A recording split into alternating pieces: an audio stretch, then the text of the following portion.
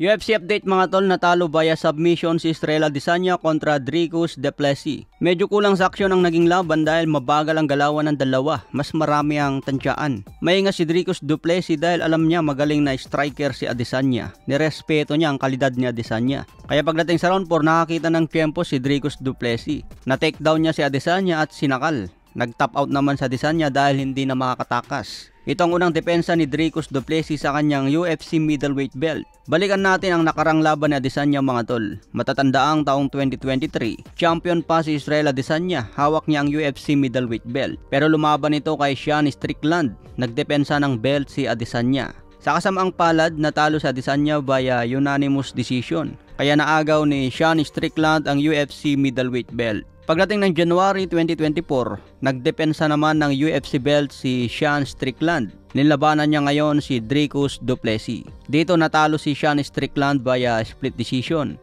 Kaya naging UFC middleweight champion na si Dricus Du Plessis.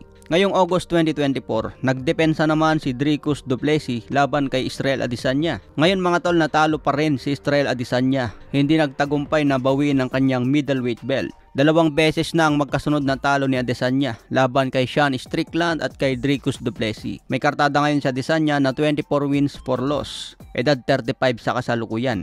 Si Dricus Du Plessis naman 22 wins, 2 loss, edad 30. Sa ibang balita naman, Luis Alberto Lopez nagtamo ng minor bleeding sa utak matapos ma-knockout kay Angelo Leo. Nagdepensa ng IBF featherweight belt si Luis Alberto Lopez. Akala niya kayang durugin si Angelo Leo dahil naghamon agad ito kay The Monster na Naoya Inoue bago pa magdepensa ng belt. Pero nagkamali ng tirada si Luis Alberto Lopez. Na-counter siya ng pamatay na left hook ni Angelo Leo. Agad naman itong bumagsak si Lopez at nagdribble pa ang ulo sa canvas. Hindi agad nakabangon si Alberto Lopez dahil masama ang pagbagsak. Solid ang tumama sa panga at bumaldog pa ang ulo. Dahil sa matinding suntok, nagtamo ito ng konting pagdurugo sa utak. Sa ngayon, nagpapagaling na raw si Luis Alberto Lopez at nakaligtas sa kamatayan. Mahirap mag-bleeding sa utak mga tol, delikado yan. Kaya hindi madali ang magboxing. Minsan ka lang magkamali at mapuruan ka ng suntok, kapalit niyan buhay ng isang boksingero. Dito pa naman sa Pilipinas, patigasan ng mukha ang laban. Tatamaan mo ako pero tatamaan din kita. Ganyan ang ibang boxer natin.